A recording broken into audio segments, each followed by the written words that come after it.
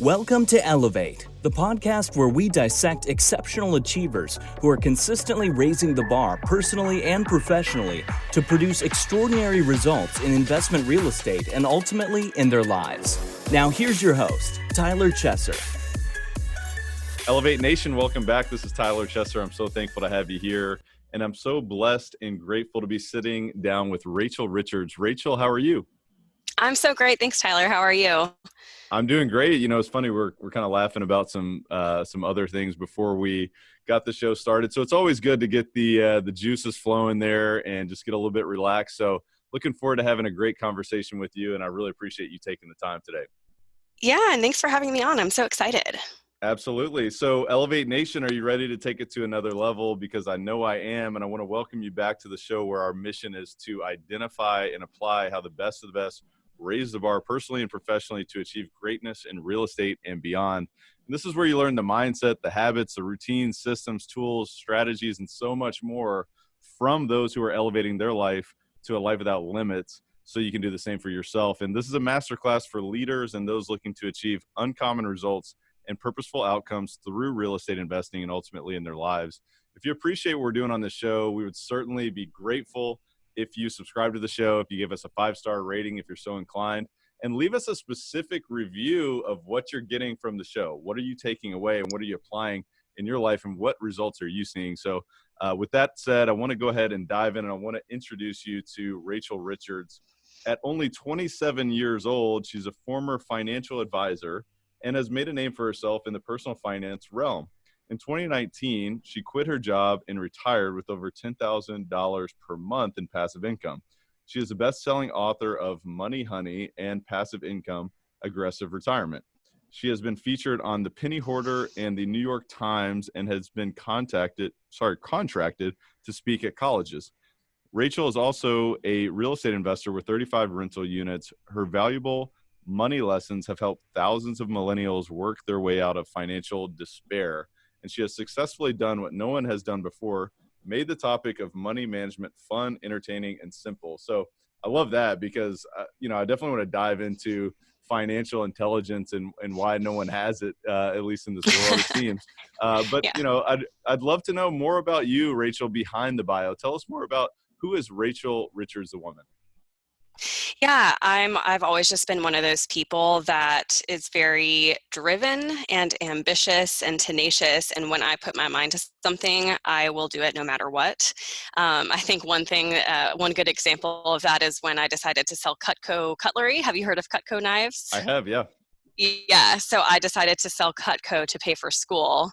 And I remember coming home and telling my parents about this awesome idea that I had. And they've kind of known as I've grown up to just sort of stay out of my way. So I could tell my mom wasn't thrilled about the idea of me selling sharp objects to all of our family and friends, but they were supportive and I made it happen. Yeah. So that's kind of just the way I am. I used to be a financial advisor. I then had a career as a finance analyst at a manufacturing corporation. But I've always known that I wasn't going to be happy working for somebody else because I want to be in complete control of my time. My time is my most valuable resource. And that's why I have always worked towards early retirement and financial independence. So my husband and I started investing in real estate in 2017. I started writing and launching my best-selling books. We had rental income. We had royalty income. We focused on growing those as much as we possibly could. And just a few years later, we were able to retire. And so I quit my job last year, and we're now living off $10,000 a month in passive income. That's awesome. So what was you mentioned there that you've always been so driven. Was there a moment kind of early on that really kind of set the stage for that, or what was the process towards becoming that identity of such a driven individual? Yeah, I don't know if there's any one particular thing. I've just always been that way. It's just in my personality, I think. But when I was going into college and starting to apply for college, I had already read hundreds of books on personal finance. I was already passionate about it. I was just like a little nerd growing up, reading everything I could about investing and real estate. And so going into college, I had a very deep fear of going into debt because I didn't want to carry around tens of thousands of dollars in student loan debt for the rest of my life. So I was kind of panicked this entire semester of high school where I was about to graduate, didn't know what I was going to do. I wanted to go to Center College, and that costs over $40,000 a year. And I was accepted, I got scholarships and everything, but I still needed to cover about $10,000 per year in tuition. And I had no clue how I was going to do that. Before, I was working at American Eagle in high school and making about $200 per paycheck, so I knew that that wasn't going to cut it. When you're working a minimum wage job, no matter how many hours you put in, it's just still not enough. That's when I went in for the Cutco interview. And that Cutco interview was definitely a life-changing moment for me, because it was the first time I'd been exposed to something where the harder you work, the more money you make. And I knew I could work my butt off and sell more knives than anybody else. So that's what I did. I broke a sales record that summer. I sold a bunch of knives. I made my $10,000. And that sort of set forward in motion some really great habits and work ethic and drive. And from there on, I just really feel like things have taken off for me. Are you someone who's seriously looking to elevate your life, your business, your real estate portfolio, your cash flow, your deal opportunities, your access to opportunities, your network this year? Well, if that's you, then I invite you to visit coachwithtyler.com, because I'm currently opening up a few coaching spots for people like you who want to close the gap from where you are to where you want to be, and really, expand that beyond your wildest dreams and explode your business, explode your deal opportunities, explode your vision for what you're looking to create. If that's you, I invite you to visit coachwithtyler.com. I really have to tell you that this is not for everyone. This is only for those who are decisive. They're committed. They're willing to do whatever it takes. They're willing to invest time, energy, and resources into themselves to get to where they want to be and to live a life without limits, to elevate to a life without limits, which is really what we're all about on this show. If that is you, again, I invite you to visit coachwithtyler.com. Again, that's coachwithtyler.com. That's awesome. I mean, it sounds like the seeds that were planted into your mind of reading those hundreds of personal finance books sort of germinated into the thought of, hey, you know what? I don't want the negative consequences of not behaving financially smart. So I'm going to get to a position where I can, I don't run into a tremendous amount of student debt, and so on and so forth. And then it was almost like it seemed like it was the opportunity for you to really commit to, massive action in what you were doing with Cutco. So I'd be curious to know, with those experiences and that kind of background, how are you taking that, sort of, I guess, foundation towards what you're doing now? How are you elevating your own results today based on that, or maybe even course correcting in a different direction? Yeah, Hal Elrod is somebody that has influenced and inspired me a lot. I've learned a lot from him, so I always share things that I've learned from him. And he has talked about how can you continue to work towards something without being emotionally caught up in the short-term result. And he has a very much better way of phrasing that. But for example, with the Cutco sales, a lot of Cutco reps, especially when you're a high school or a college student, it's hard to be rejected. It's hard to have a no sale after no sale and have people be mean to you and reject you on the phone. So Yeah. how can you sort of separate yourself from that emotion, from those negative things that are happening to you, and just focus on your long-term goal? And, for somebody in sales, that could mean focusing on the things that you can control. So I can control the amount of calls that I make per day to set sales appointments. So as long as I make my 50 or 100 calls per day, then good job to me. I don't have to worry about anything that happens on the appointments, because I know that if I make those calls, I'm going to sell the amount I need to ultimately, even if I have a really bad sales day. So, I've tried to take that forward in all areas of my life and just not get caught up in having one bad day, or maybe my books don't sell well for one day or for 1 week. But if I am doing all the things I need to be doing in terms of marketing and promoting and going on podcasts and doing events, then I know ultimately I'm going to hit my goals. Mm-hmm. Yeah, I think it's such an important distinction to detach your emotions from the results. But, it's all about action, right? Am I taking the right inspired action? Am I consistent enough? Is there something that I need to course correct, but not beating yourself up? I do think it's so important. That's one of the things that's so it really sticks out to me as far as real estate goes, is because it's such a slow and long-term business. I mean, you're not going to create, hundreds of millions of dollars in wealth overnight, or even in a year or 2 years or whatever it may be. So I do think it's such an important distinction that we can really all take away, is that, you might have days that the results are down, and there's a lot of things that are out of your control as well. So I do think it's so important, but also controlling the controllables in front of you is something that it sounds like you do really well. But, as I was kind of learning a little bit about you before you came on the show, one of the things I learned was that it seems like one of your mantras is never stop learning. And that's one of the things that I share. It's actually one of my company's core values, is never stop learning. So I'd be curious to know, how has that served you in creating the life as it is today that you have? Yes, I love that motto, never stop learning. I say that to people all the time. I feel like I have just a really high level knowledge of money and real estate. And even when I was in high school and college, I just knew more about it than other people. And that's literally because I'm such an avid reader. I am constantly reading books. I'm reading nonfiction books, I'm reading fiction books, but either way, I'm learning something all the time. My latest thing is books that are more focused on time management, but whatever it is, I'm constantly learning. And for me, books are the best way for me to take that information in, but there are so many avenues these days for learning. There's audiobooks, and there's podcasts, and there's websites and blogs and articles. So there's just an infinite amount of free material out there on the internet that anybody can choose to learn from. And it's easy as a financial guru and somebody being seen as a financial expert to feel like, okay, well, I know it all, or, I don't need to learn anymore. But I've never felt that way. There is always something more to learn. Yes.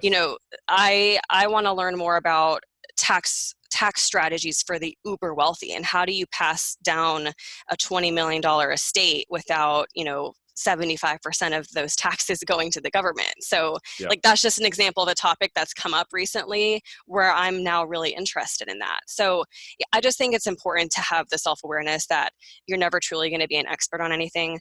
Things are changing all the time. Rules and regulations and financial accounts and instruments that you can use. So, if you really want to be the best version of yourself, then that has to be a part of your personal growth on a daily basis. Yeah, it's so true. And I share the love and affinity for reading as you do. And it's so interesting because every single time I read a new book or learn something new in general, I'm like, I realize how much I don't know. And it uncovers this information gap that, it requires some humility. I don't know about you, but every single time I learn something new, I'm like, wow, I just made a ton of decisions that were totally incorrect.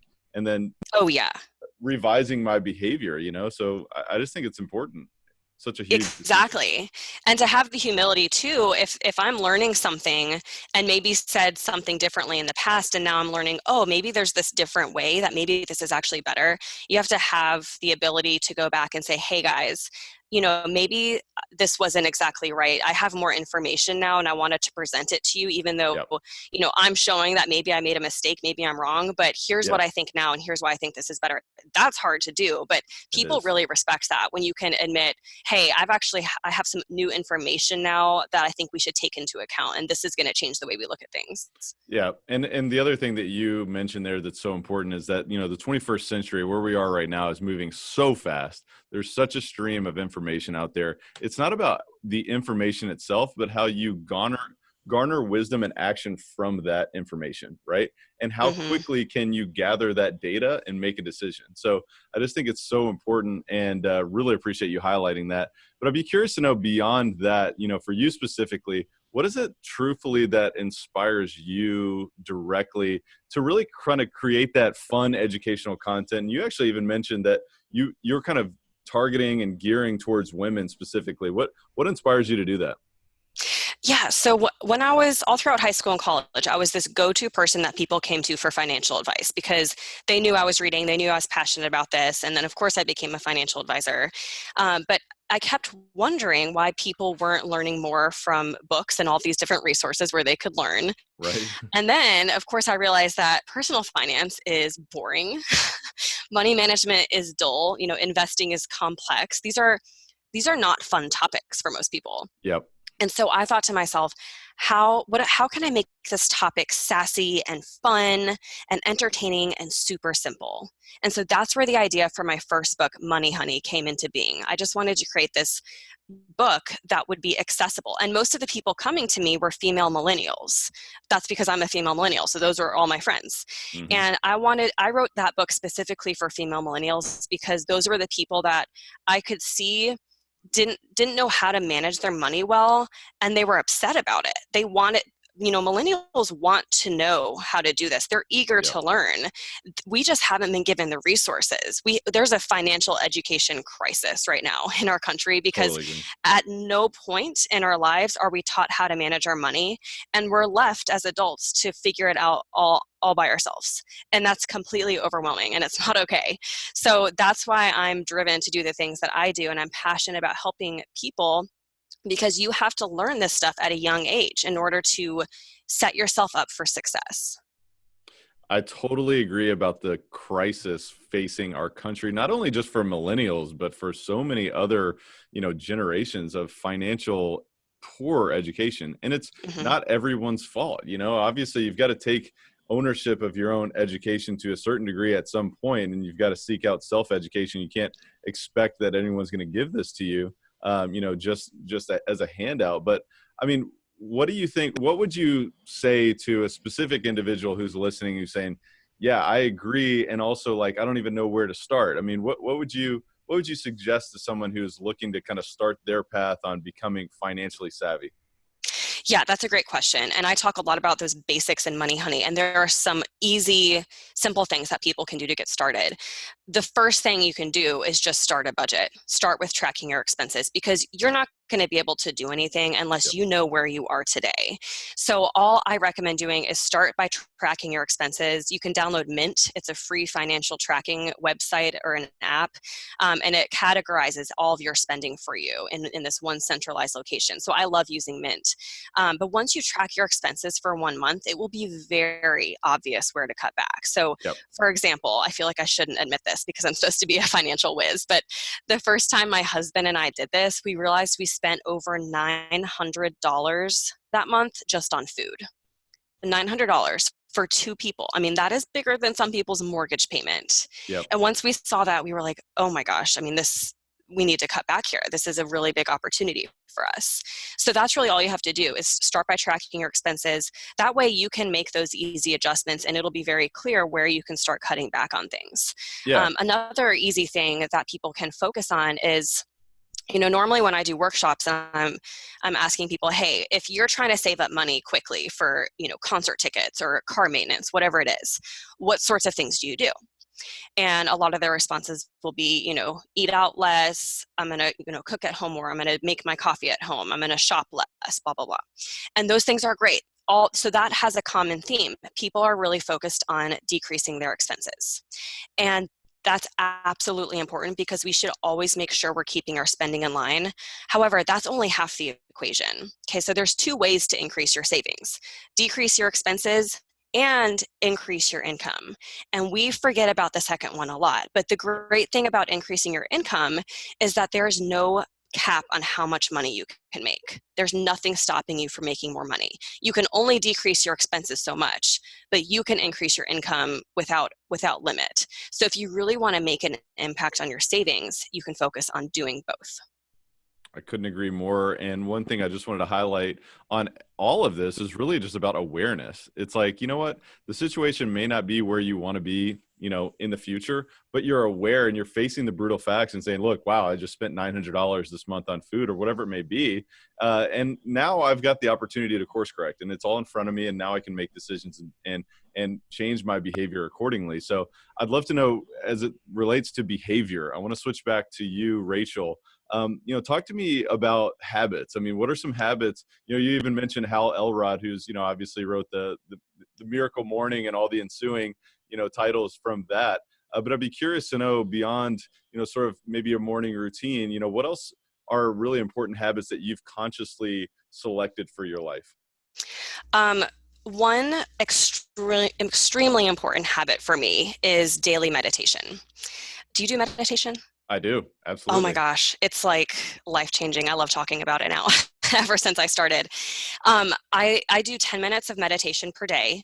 And for me, it has been so impactful for focusing my mind, because I don't know about you, but with social media and screens and emails and text messages, I feel so distracted all the For time. sure. I feel like sometimes I don't even have control over my own mind. Hmm. And meditation helps me really focus my mind more and have control over my mind. Also, it helps me manage my stress and anxiety on a daily basis. But Yeah. when I'm doing my meditation daily on a consistent daily basis, it has a profound impact on my levels of happiness, gratitude, and I'm just at peace. And I believe in it so much. It's so powerful for me personally that it's even helped me overcome in the past when I've gone through anxiety and depression. So if there's one thing I recommend that somebody can do to change their life, it's do a daily meditation habit. I mean, this goes back to what I said earlier about, when you're doing your budget, it is about awareness. I mean, when you sit with your mind, you start to realize, oh my God, it's like, it's so frequent. I mean, how many thoughts are going through your mind at any given moment are profound. I mean, there's, so many things going on. It's like, what did I screw up on yesterday? What am I anxious about tomorrow or next week or whatever it is? And how's my inner voice beating me up, when you can just, okay, be aware of the fact that that is occurring, and sit with that, have that awareness, and grow in your sort of understanding of how that works. And, watching your breath and obviously kind of taking that into your life is so important as well. It's like, hey, before we sit down and have this conversation, you know what?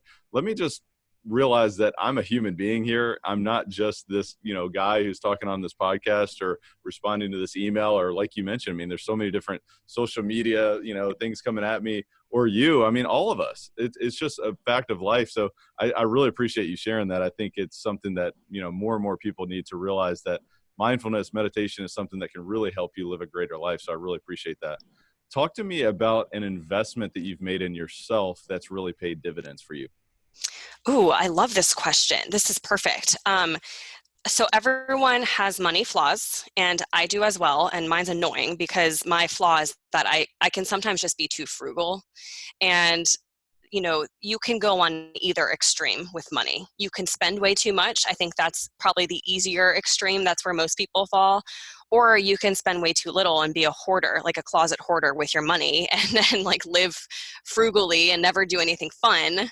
And that's what I was doing for most of my life. So trying to balance that out has been very difficult. But last year, there came a point in my business with my books, and my books have been very successful. I've gotten them very far just on my own. But I also realized I was hitting a wall.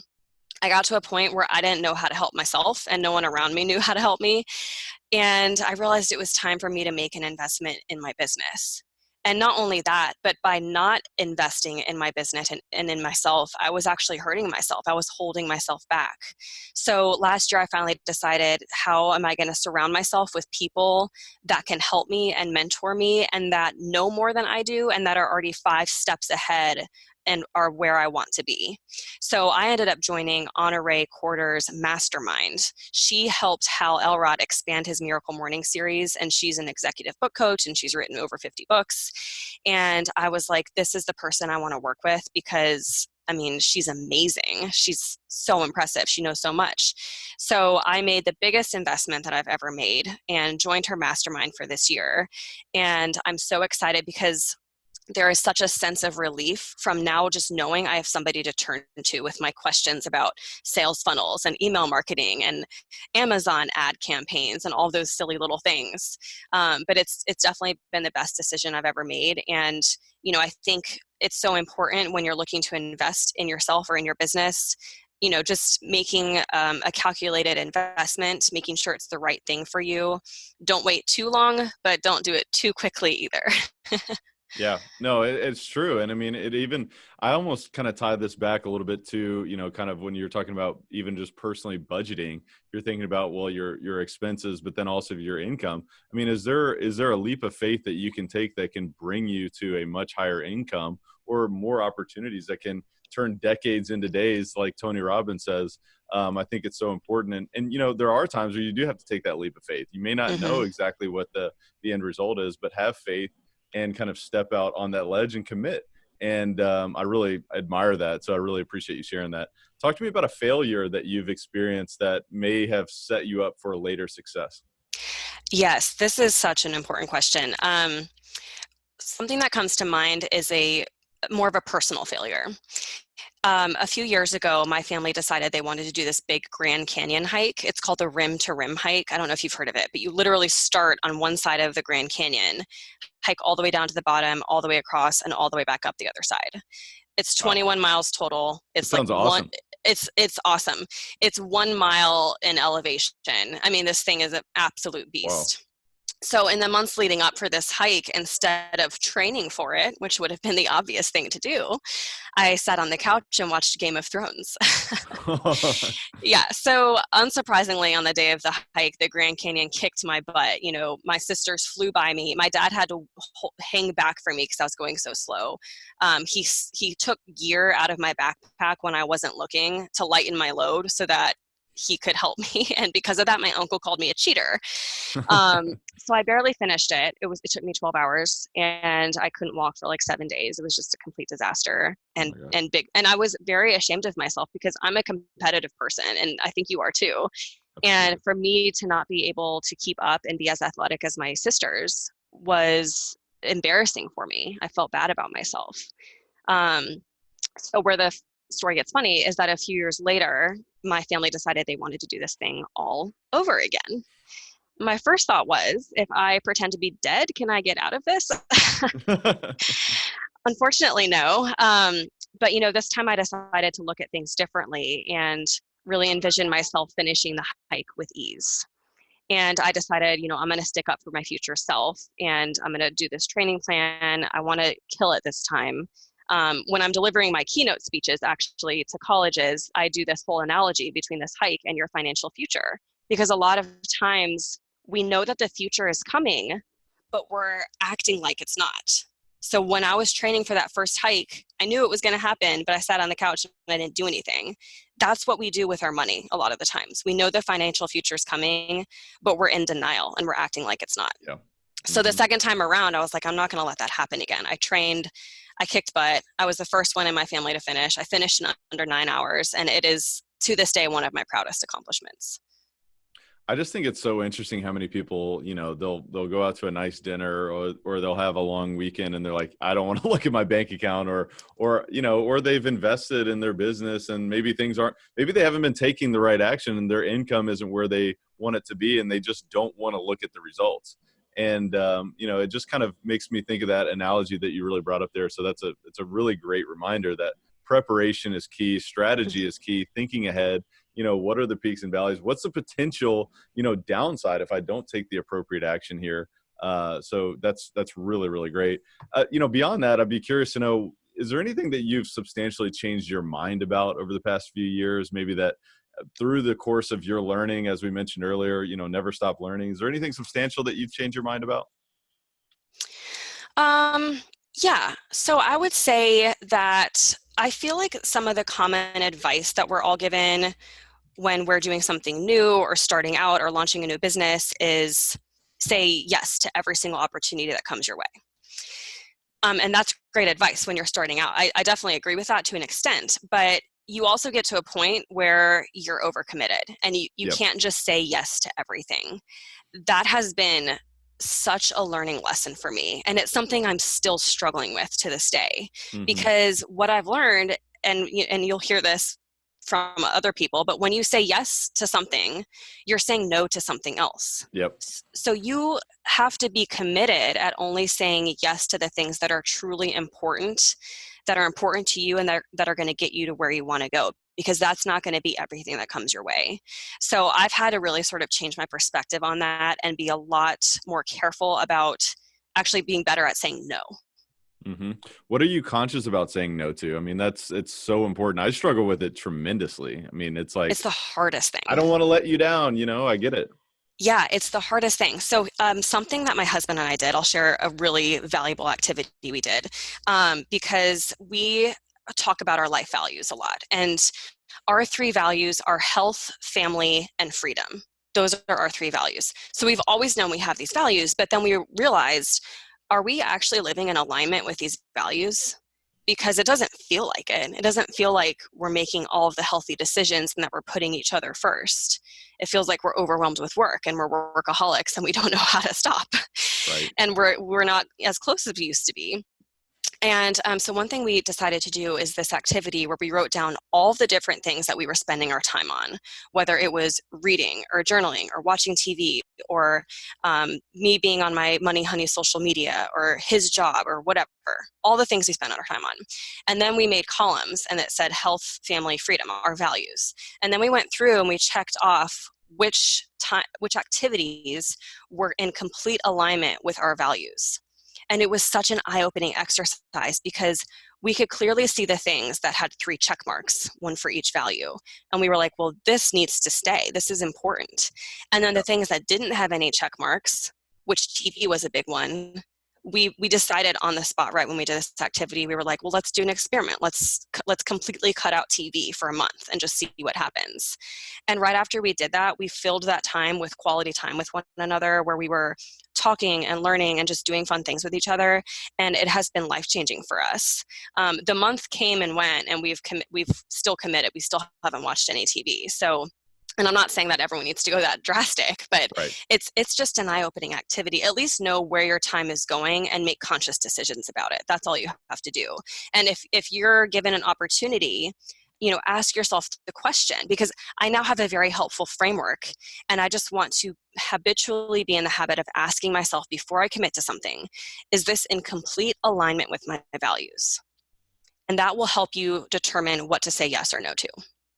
Yeah. So the first step is obviously you've got to define your values. I mean, what are your values? So that's huge. And then also a phrase that you mentioned there that I think most of the world and all of our listeners have really got to hone in on is consciousness. Most people are not making conscious decisions.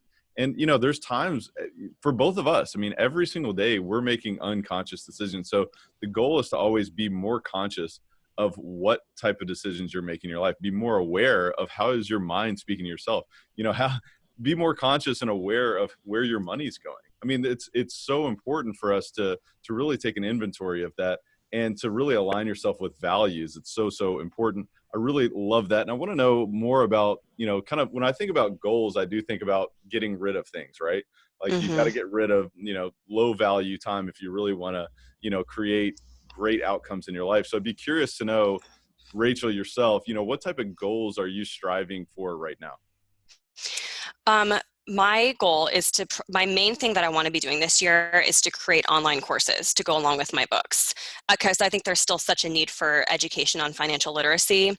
And my books are an amazing resource, but some people want to have more more direct access. They want to have somebody to really hold them accountable and help them hands-on go through this process of getting their financial shit together, as the subtitle of my book says.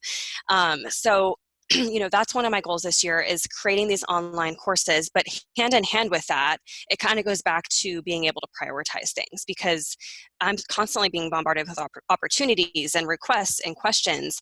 And if I allow those things to be my priority, then I won't have any time left to create my online courses. So, another really big goal is just to continue to remain so disciplined and strict with my time and my schedule, because if I'm not in complete control of my calendar, then my calendar is in complete control of me. And that's not what I want to happen. I want to be able to work when, where, and if I want, to be able to have fun, to go on hikes, to not have to work if I don't want to work that day. And I don't want other people to control my schedule in my life. So those two things kind of go hand in hand, but they're a big focus for me this year. Yeah. So beyond, sort of your time management and your awareness and your mindfulness, what would you say is something that you're getting 1% better on currently every single day that's really getting you to that point? I would say I am doing more, I'm spending more time on the activities that I know are going to have a direct impact on my platform and on my followers. So one thing that I am not that great at right now is social media and kind of being more authentic and open on it. There's a lot of people out there that there's this Instagram version of themselves and then a real version of themselves. And I struggle and fail as much as everyone else. And I think sometimes that when people hear my accomplishments, there's this sense of awe and it's impressive. And there's this assumption that I have my shit together, but I don't. I am just like any other human being. And I want my readers to see that real side of me because I think it's important to be authentic and vulnerable. And I want to build a real relationship with them, not an Instagram relationship with them. Mm-hmm. So something I'm starting to do is, more direct stories where I'm just telling people about the embarrassing thing I did today or whatever silly thing happened to me today or like a money mistake that maybe I made, and more videos of myself so people can really get to know me. And because I want to build that authentic relationship with my readers and my platform. Yeah, that's a really important one. Like we always want to be great role models and show the appropriate behaviors, but we also want to recognize and also be authentic and vulnerable to the fact that, we don't always make the right decisions. And I really admire you for even saying that because it's something that I struggle with as well. And I think many would align with that because, everybody wants the perfect image to be out there. And maybe we all just need this as a reminder to say, just be yourself because, people align with just trueness, just realness, and people can feel that. I don't know. I can feel it in the depths of my soul. If you're kind of showing up as somebody who you're really not, or what have you. So that's really great. So talk to me overall. I mean, what's the driving force behind everything that you do? I have a pretty big money fear, like anybody else does, and my fear with money is absolutely the driving force behind every single thing that I do, and it's made me the person that I am today. And it's because I've seen people in my close personal life that have struggled with money their entire lives, and that feel trapped now because of the choices that they've made, and they feel like maybe they weren't living out the life that they once dreamed of. And that's heartbreaking to see. Entering adulthood, something that motivated me was that I didn't want to end up like everyone else. I didn't want to have to struggle with money for the rest of my life. I didn't want to have to operate on a strict budget.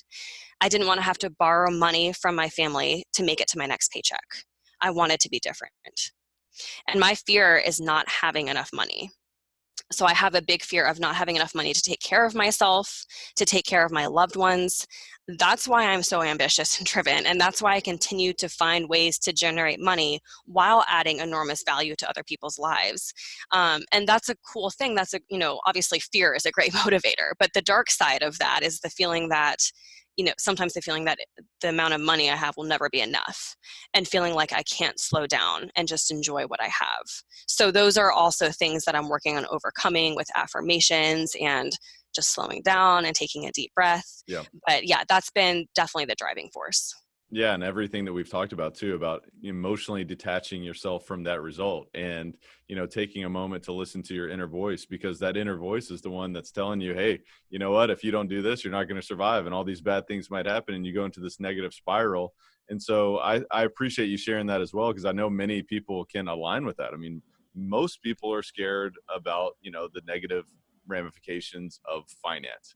And so, it's something so important to really talk about. And it's like, all right, well, how can we turn this fear into inspiration? How can I be inspired for the fact that, my mind's telling me I need to survive, and but I want to thrive and I want to help other people get there as well. And I know you're doing that. And so I really, really appreciate that. And I want to transition now into what we call the Rare Air Questionnaire. It's a rapid fire section.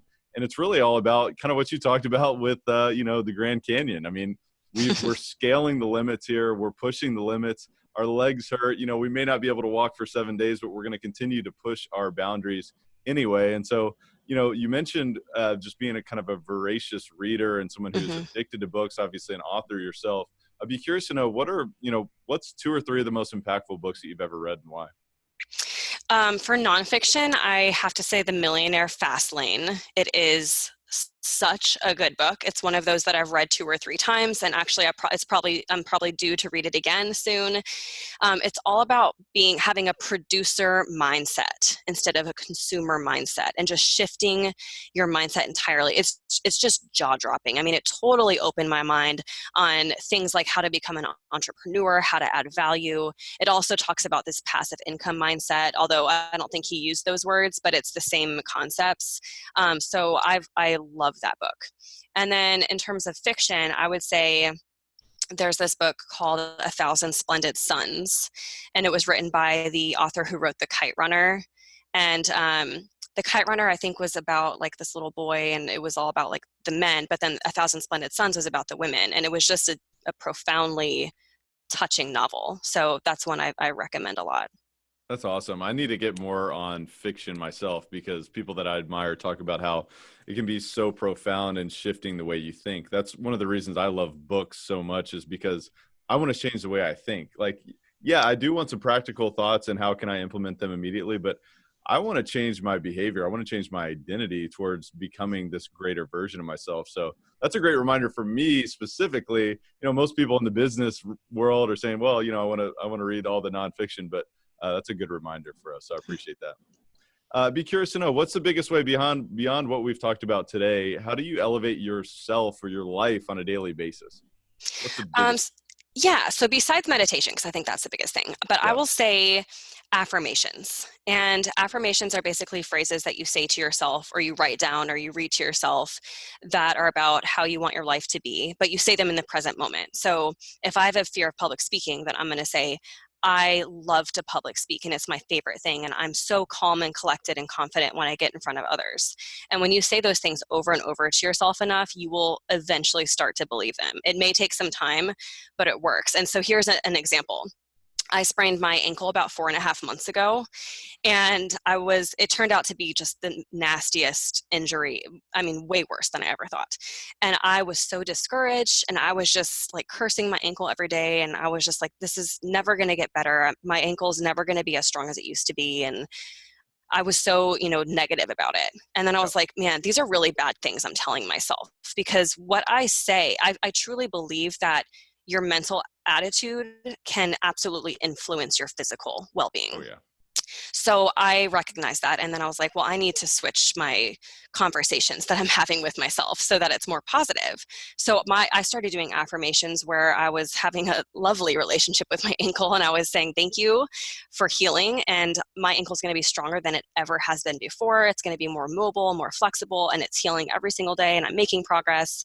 And I swear the first week that I started doing that, I noticed a noticeable difference in my physical therapy, and I was making a ton of progress. So that's just an example of how powerful affirmations can be. That's amazing. And what you're really talking about is an identity. You know, your brain cannot tell the difference in a thought and reality. And so if you can step into that reality mentally before it actually occurs in your life, you can actually create that. You can create your future. And so I think it's so important. And, something that a lot of folks, there's even been studies, I mean, medically, on folks who have healed themselves in different ways based on their own thought. And also at the same time, a guy that I study, his name is Dr. Joe Dispenza, who is a neuroscientist and, a genius. I mean, he's kind of a mystic, and many say he's kind of woo-woo. But if you can elevate your emotions in addition to, reminding yourself, certain statements of affirmation, of who you are or who you are becoming, that's when really kind of synchronicity starts to show up in your life. And I think it's so interesting. And, I think a lot of people, it's like, hey, just take a leap of faith and try it out and see what happens in your life. So that's amazing. Yeah, I agree. I'm a very practical person. So I used to think, look at all this stuff and just be like, that's just, all this woo-woo stuff. That's too out there. Right. Whatever. I mean, where's the science? But, once I had a mindset shift and I started doing it, I mean, it's absolutely amazing and life-changing. 100%. So what's the biggest way that you elevate others around you? Yeah, so my whole goal is, I'm so passionate about this financial education crisis that we have. My whole goal with everything that I do with my books and my business is empowering women and millennials to take control of their finances and to foster good feelings about their financial futures. So something David Osborne said, he is like a real estate mogul and multimillionaire, and I interviewed him in my most recent book about passive income. He said that anyone's dream, for most people's dreams, there is some sort of financial component. So my whole thing is that if you want to achieve your dreams and live your dream life, you have to also be able to do that financially. You have to have the money, the means to do that. So I want to help people and inspire people and educate people to do that. So I've always been there for my readers first and foremost. If anyone ever has a question, I'm accessible and I respond to every single message and email that I receive. I'm just so passionate about helping people do this because ultimately getting your financial shit together means that you can then go on and do the things that you're passionate about and achieve your dreams. And money should never hinder someone from pursuing their dream. That's exactly what Elevate's all about. That's why it's about real estate. It's about personal growth, because if you can combine those two forces, and real estate is a financial vehicle, right? If you can create practicality in your life, we've got to have cash flow. We got to pay for things. We all have bills. If you can do those things, you can really create what it is that you want. You can create a lasting impact. Most people are just plugging it in. In my opinion, I think most people are tolerating their life. But if you do exactly what Rachel's talking about here, if you can get a hold of your finances, get your financial shit together, as she says, that's a way for you to really kind of step into the greatest version of yourself. And so I really appreciate that. And I'd love to know, is there any parting kind of words of wisdom that you would share with Elevate Nation upon leaving this journey today? I will share, I love this quote, by failing to prepare, you are preparing to fail. So always prepare for your financial future, prepare for your next week, prepare for your day. By failing to prepare, you're preparing to fail. Could not have said it better myself, Rachel. And this has been an absolute pleasure. Tell the listeners how they can stay engaged with you and connect with you further. Yeah, thanks, Tyler. So both of my books, Money Honey and Passive Income Aggressive Retirement, are on Amazon, ebook and paperback. Passive Income Aggressive Retirement is on audiobook, and the audiobook for Money Honey just came out today, so that is exciting. And they can follow me on social media by just searching Money Honey Rachel.